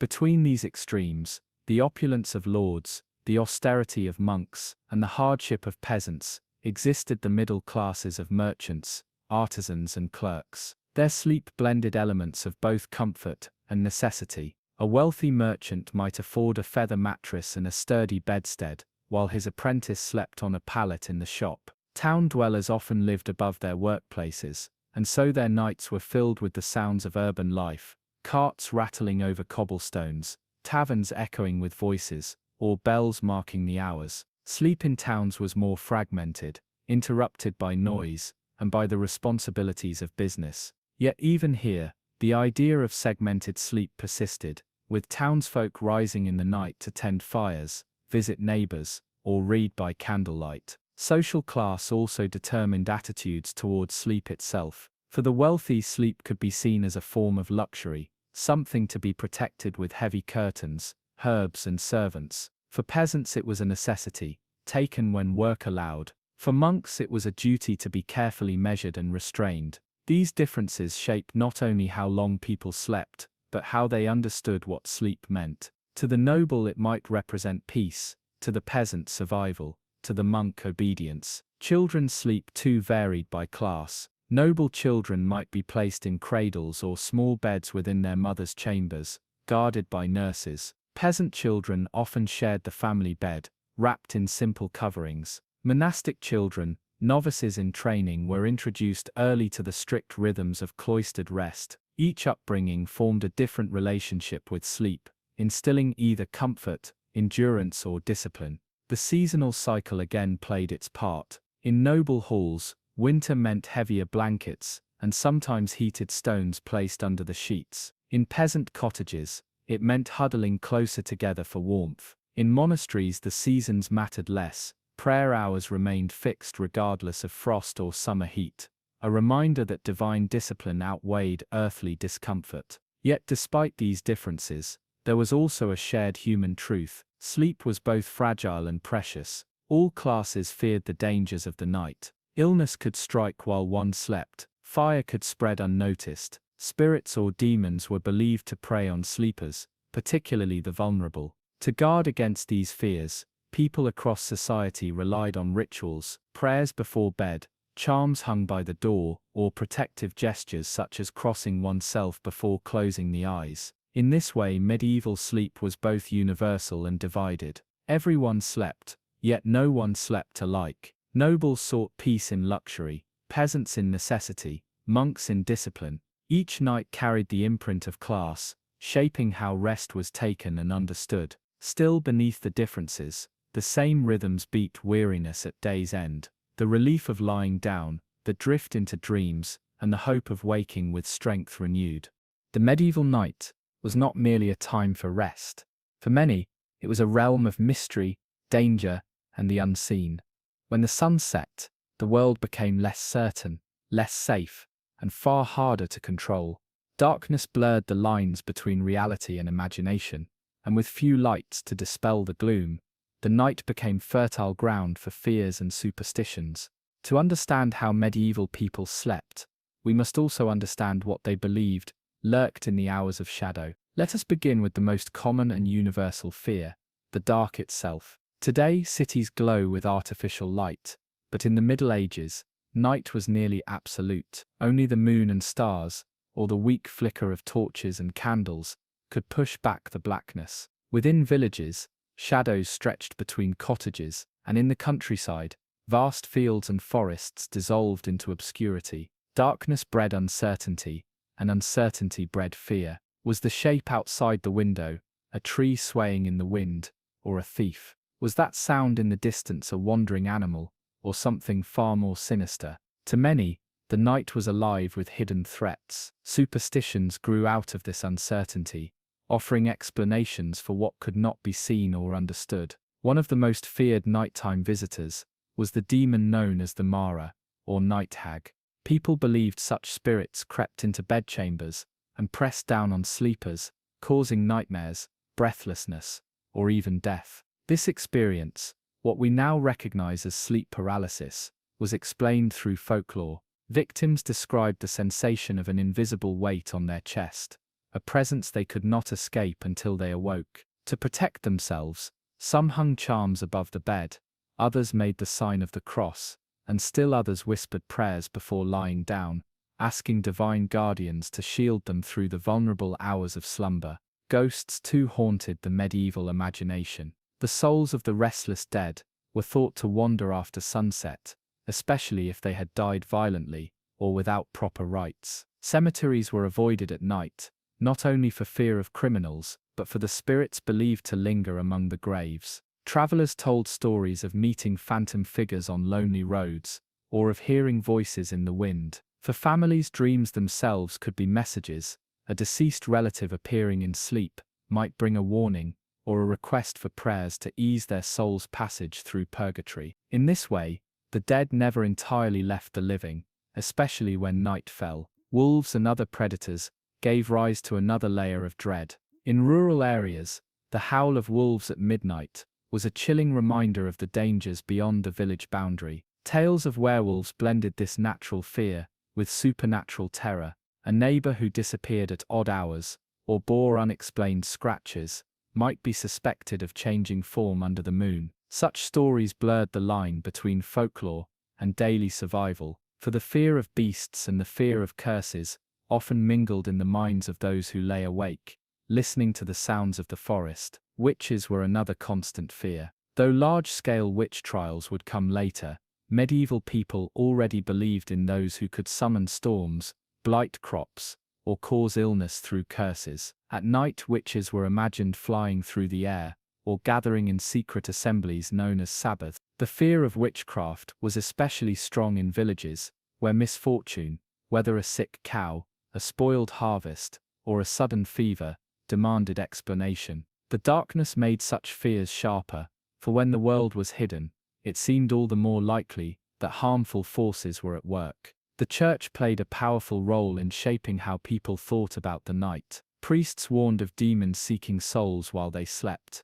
Midnight, in particular, was seen as a dangerous hour, when evil spirits were strongest. To counter this, bells were sometimes rung late at night, driving away malevolent beings. Prayers and rituals were also prescribed. Many recited the Ave Maria, or the Lord's Prayer before bed. Some sprinkled holy water in their chambers. Crosses were carved above doorways, or protective texts placed under pillows. Faith and fear walked side by side, each reinforcing the other. Nightmares were not only frightening, but deeply meaningful. Medieval medicine and theology both sought to explain them. Physicians spoke of an excess of black bile, a disturbance of the humors, or indigestion caused by heavy meals before bed. Theologians, meanwhile, saw nightmares as tests of the soul, temptations of the devil, or punishments for sin. To dream of falling might suggest pride.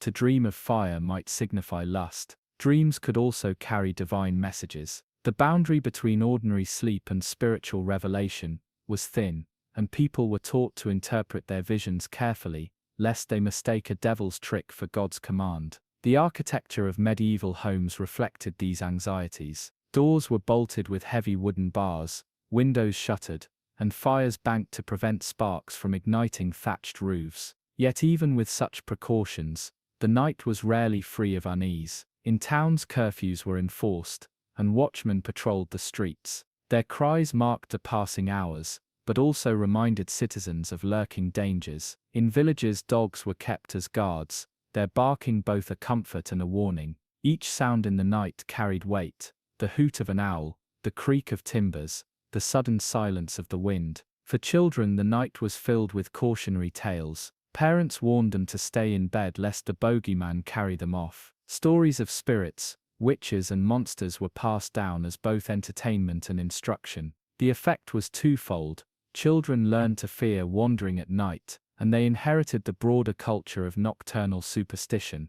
Bedtime was thus a ritual not only of rest, but of education, instilling in the young both obedience and belief. Even among the educated, fear of the night lingered. Scholars debated the influence of the moon on human behavior, wondering if lunacy, madness, was truly caused by lunar light. Physicians advised patients to avoid sleeping beneath certain phases of the moon, or near graveyards, where miasmas might rise. Astrology connected the stars overhead with human fate, suggesting that the heavens themselves shaped the quality of one's dreams. The medieval cosmos was alive with meaning, and night was the canvas on which much of it was written. Despite the fears, there was also comfort. Rituals gave people a sense of control. Lighting a candle, saying a prayer, or placing a charm by the bedside could transform dread into reassurance. Community too played a role. Shared sleeping arrangements meant that few faced the night alone. A family huddled together, a group of monks resting in their dormitory, or even a village listening to the same watchman's cry, all found strength in numbers. Fear was present, but it was born collectively, woven into the fabric of medieval life. And so the medieval night was a paradox. It was feared as the realm of spirits, witches and demons, yet it was also embraced as a time of intimacy, prayer, and renewal. Its darkness invited superstition, yet also contemplation of the divine. To sleep in the Middle Ages was not merely to close one's eyes, but to enter a space where the boundaries between the natural and supernatural blurred. The night was not empty, it was full of possibility, peril, and meaning. In the medieval world, sleep was not simply a natural cycle of rest. It was a subject of medicine, philosophy, and theology, an experience that physicians, monks, and scholars all sought to understand. To close one's eyes at night was to enter a mysterious process that could heal the body, expose its weaknesses, or even open the soul to divine or demonic influence. To grasp how people in the Middle Ages slept, we must also understand how they thought sleep worked. At the heart of medieval medical thought lay the ancient Greek theory of the four humors. This framework, inherited from Hippocrates and Galen, dominated European medicine for centuries. The body, physicians taught, was governed by four fluids: blood, phlegm, yellow bile, and black bile. Health depended on their balance, and illness arose when one exceeded the others. Sleep was explained through this same lens. Rest occurred, scholars said, when natural heat withdrew inward to aid digestion, cooling the surface of the body and lulling the senses into stillness. Wakefulness, on the other hand, was the result of heat spreading outward, animating the mind and eyes. In this way, sleep was not merely rest, but a visible sign of the body's inner processes. Digestion was central to this understanding. Doctors advised that the evening meal should be light and easily digestible, for heavy foods weighed down the stomach and produced disturbing dreams. Beans, cabbage, and onions were discouraged late in the day, since they were thought to create wind and imbalance the humors. Instead, bread, broth, and small portions of meat were considered safer. A cup of warm milk or diluted wine might be recommended, not unlike the modern idea of a bedtime drink. The rule was moderation. Too much food led to restless sleep. Too little left the body too weak to enter deep rest. The position of the sleeper mattered as well. Medical texts often recommended beginning sleep on the right side to aid digestion, then turning to the left later in the night. Lying on the stomach was discouraged, believed to compress the organs and invite nightmares. Sleeping upright, as knights or travelers sometimes did, was said to hinder the natural settling of humors. Even the placement of the bed had significance. Physicians warned against sleeping in damp or drafty places, for mists and winds were thought to carry harmful vapors. High ground was better than low, fresh air better than stale. The very environment of rest was tied to health. Dreams, too, were interpreted through medical theory. A dream of fire might suggest an excess of caloric heat, while a dream of water could point to a dominance of phlegm. Physicians studied dreams as symptoms, much as they examined the pulse or the tongue. Monks and priests gave dreams spiritual weight, but doctors looked for bodily causes. In their eyes, a nightmare might not be the work of demons, but the result of eating poorly prepared pork before bed. The body and soul were intertwined, and both found expression in sleep. Sleep quantity was also carefully considered. Too little rest left the body overheated, the mind unstable, and the humors imbalanced. Too much, however, produced sluggishness and melancholy. The ideal, according to many physicians, was 6 to 8 hours, though broken into two parts rather than continuous. Rising before dawn was praised as virtuous and healthful, while sleeping late was criticized as a sign of weakness or moral failing. Manuals advised students, monks, and even kings on the correct rhythm of rest, for sleep was not just personal, but a matter of social order.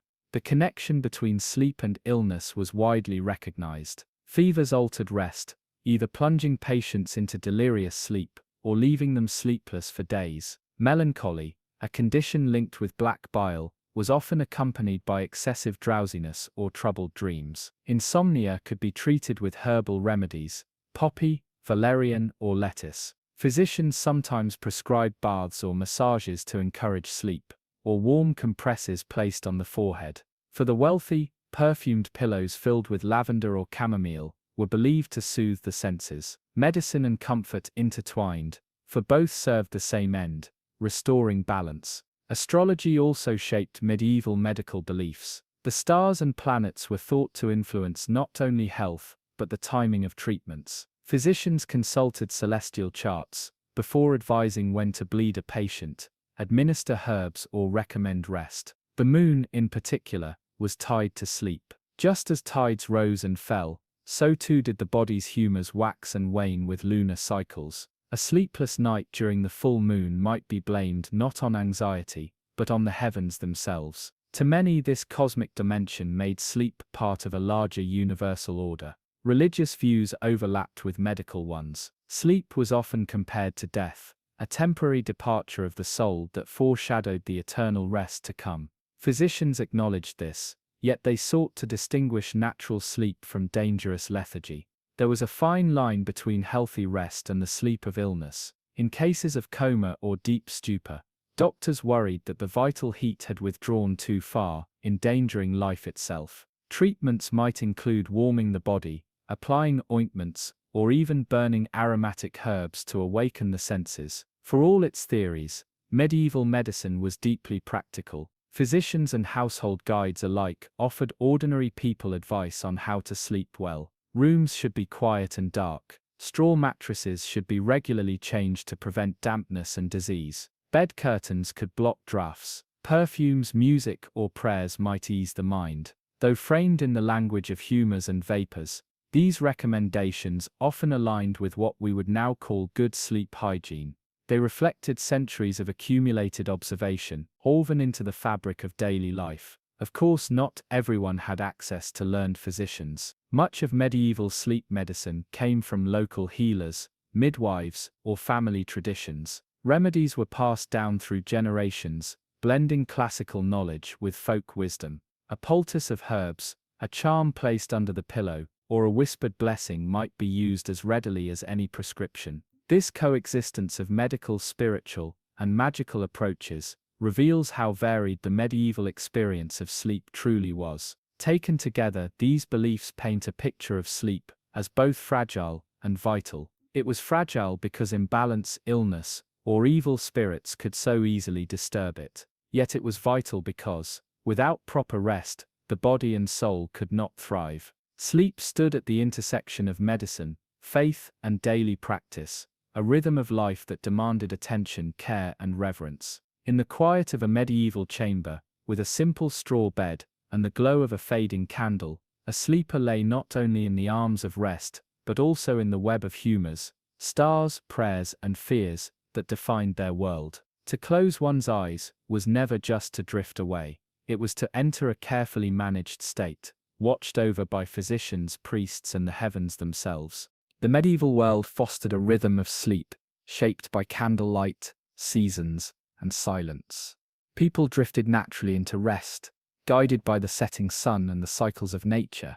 But this rhythm, so deeply woven into daily life, would not last forever. Over centuries, quiet transformations began to unsettle the ancient order of the night. The decline of natural sleep was slow, almost imperceptible, yet its effects reached into every corner of human life. To understand why people in the Middle Ages slept better than us, we must also explore how that ease was eventually lost. The first force of change was light itself. For medieval people, darkness was a given. Once the sun set, the night pressed in, with only the faint glow of hearths, candles, or torches to resist it. Sleep came early, and wakefulness between first and second sleep felt natural. But by the late medieval period, candles grew cheaper, and oil lamps spread more widely. In towns and cities, workshops and guild halls flickered with late activity. Night was no longer absolute, it was negotiable. Even this modest extension of daylight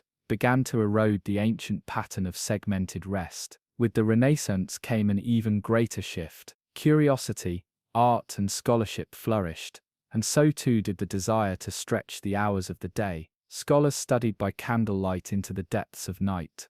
Merchants calculated accounts after supper, and families gathered for conversation or games long past dusk. The slow encroachment of wakefulness upon night hours marked the first real step away from the natural rhythm of rest. Sleep, once guided by the cosmos, was gradually reshaped by human ambition, yet it was the rise of cities that most powerfully altered the experience of night. Medieval villages had been governed by silence after dark, broken only by dogs, wind, or the distant call of an owl. But as towns grew into bustling centers, nights filled with sound, bells ringing, carts rumbling, taverns echoing with voices. Curfews were imposed, lamps hung in streets, and watchmen patrolled with lanterns. The night became less mysterious, less feared, and paradoxically, less restful. Where once darkness had commanded retreat, it now invited activity. Sleep found itself competing with the life of the streets. Religious change also reshaped sleep.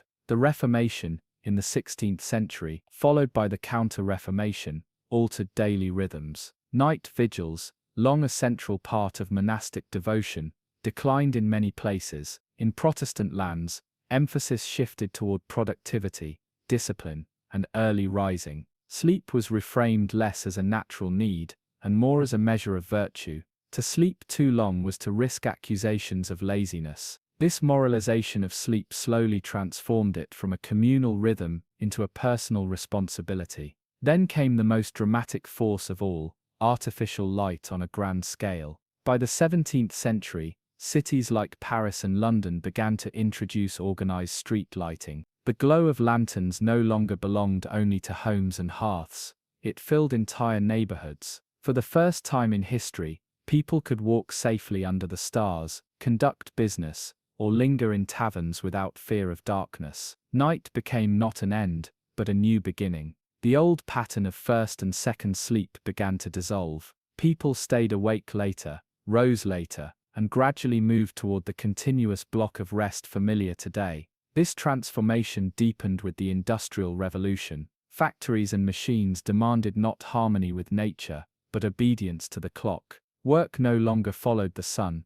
it followed shifts, bells and deadlines. Artificial light, first oil, then gas, and finally electricity, banished the darkness that had once been sleep's guardian. Nights grew brighter, shorter, noisier. Rest was squeezed into narrower hours, often inadequate for the body's natural cycles. What had been an organic rhythm, shared by rich and poor alike, fractured under the weight of industrial time. The loss of natural sleep carried consequences. Physicians of the 18th and 19th centuries began to remark upon sleeplessness as a new and growing complaint. Where medieval doctors had focused on humors and digestion, modern ones now spoke of nervous disorders, overwork, and mental strain. The candle that once burned for study became a lamp burning for commerce, politics, and endless correspondence. The night once sacred to rest was increasingly claimed by productivity. Yet even as modernity advanced, memories of the old ways lingered. In rural areas, people continued to keep segmented sleep well into the 19th century. Diaries record farmers waking at midnight to pray, read scripture, or visit neighbors before returning to bed. Letters described the watch, the quiet hour between sleeps, that seemed both restful and creative. Only with the spread of electric light into every home did these habits finally fade into obscurity. What had once been the universal human pattern of sleep became a curiosity, rediscovered centuries later by historians. Today, in the glare of screens and cities that never sleep, we live in the final stage of that decline. Sleep is fragmented, hurried, often treated as an inconvenience rather than a treasure. Where medieval people drifted naturally into rest with the rhythm of dusk and dawn, we wrestle with alarms, schedules, and glowing devices. Where their nights were framed by silence and starlight, hours are pierced by traffic, notifications, and neon. We chase rest as if it were elusive prey, forgetting that for centuries it came as easily as breath. And yet in reflecting on the slow decline of natural sleep, we also glimpse possibility. If sleep was once shaped by environment, community, and rhythm, then perhaps it can be restored by attention to these same forces. Darkness, quiet, moderation, and ritual, these were the guardians of medieval rest. They may yet be the keys to better sleep in our own restless age. The story of sleep, then, is not only a tale of decline, but a reminder of choice. Human beings altered their nights gradually, step by step, candle by candle, lamp by lamp, until rest itself seemed secondary to ambition.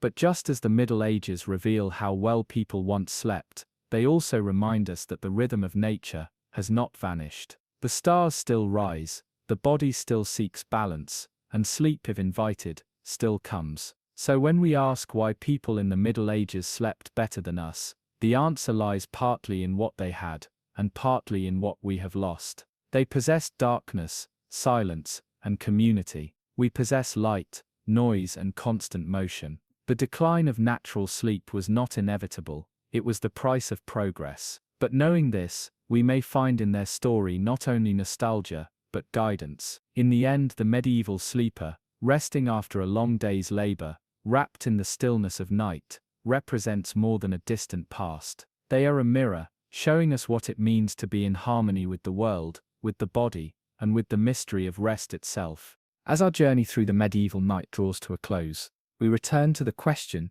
that has guided us from the very beginning. Why did people in the Middle Ages sleep better than us? The answer, as we have seen, is not simple. nor is it confined to a single habit or invention. Rather, it lies in the deep, slow rhythm of their world, one shaped by nature, by community, by ritual, and by silence. In rediscovering their story, we uncover not only how they lived, but also how we might live better ourselves. For medieval men and women, sleep was not an inconvenience or an obstacle. It was woven into the fabric of life as naturally as breathing. When the sun set, the village darkened, the hearth fire dimmed, and silence stretched across fields and streets. Night itself invited rest. Without clocks dictating schedules, without electricity piercing the dark, people surrendered to rhythms far older than civilization. Their first and second sleeps gave them rest in stages, interwoven with prayer, reflection, and quiet companionship. Their bodies and their environment worked together, rather than in opposition, to restore strength. Contrast this with our own restless nights. Today, we surround ourselves with glowing screens, constant noise, and demands that never cease. We treat sleep as a task to complete quickly, often sacrificing it in pursuit of work, entertainment, or ambition. Where medieval people drifted into slumber with the setting sun, we battle with alarms, caffeine, and artificial light. The very idea of segmented sleep seems foreign, even though it was once the human norm. The difference is stark, and it reveals why they found rest more naturally than we do.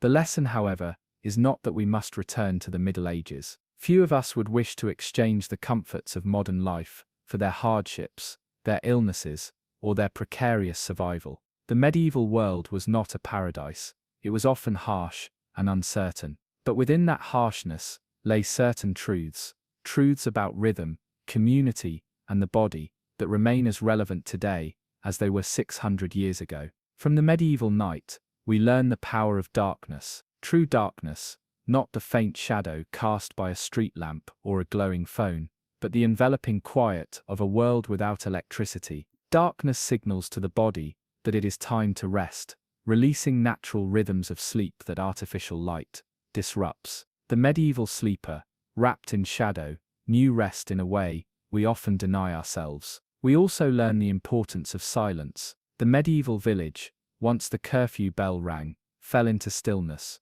Dogs barked, owls called, but the clamor of machines, engines, and constant chatter was absent. Silence, now rare in our world, was once abundant. It cradled the sleeper, allowing the mind to drift without interruption. This silence, too, is something we may reclaim, not by fleeing to the past, but by seeking moments of quiet in our own lives. Another lesson is the role of community. Sleep was not always solitary. Families shared beds, travelers shared inns, monasteries echoed with the breath of many at rest. While this might sound uncomfortable to modern sensibilities, it also meant that sleep was communal, not isolated. There was comfort in company, safety in numbers, and a shared rhythm of rising and resting together.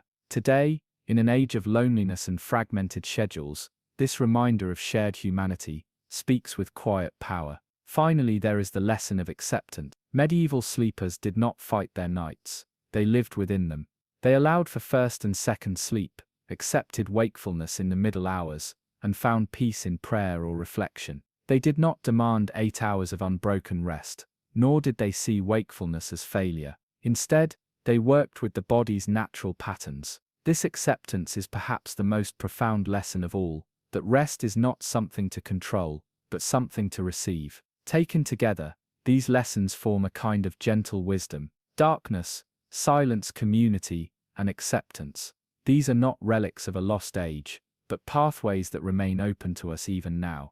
We may not live as they did, but we can still listen to the rhythm of nature, honor the body's cycles, and value sleep as more than a necessity. And so, as you listen to these words while drifting toward your own rest, imagine the medieval sleeper once more. Picture the small cottage, its fire dimmed to embers, its beams creaking softly in the wind. Outside, the night is deep and star-filled, unbroken by the hum of machines or the glare of lamps. Within, a family breathes together in slumber, their rest secure beneath the watch of moon and stars. In that stillness lies a lesson as timeless as the heavens above, that rest, when honored, restores not only the body, but the soul. The story of medieval sleep is, in truth, the story of ourselves. For For though centuries divide us, our need for rest is the same.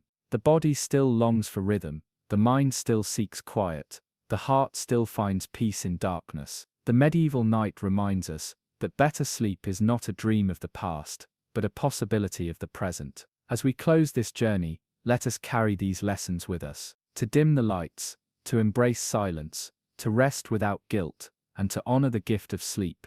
These are not acts of nostalgia, but acts of wisdom. They connect us not only to the Middle Ages, but to the deeper rhythm of human life itself. And now, as the medieval world fades into memory, may its lessons linger like a lullaby, guiding you into your own night. May you rest as they once did, calmly, deeply, and in harmony with the turning of the world.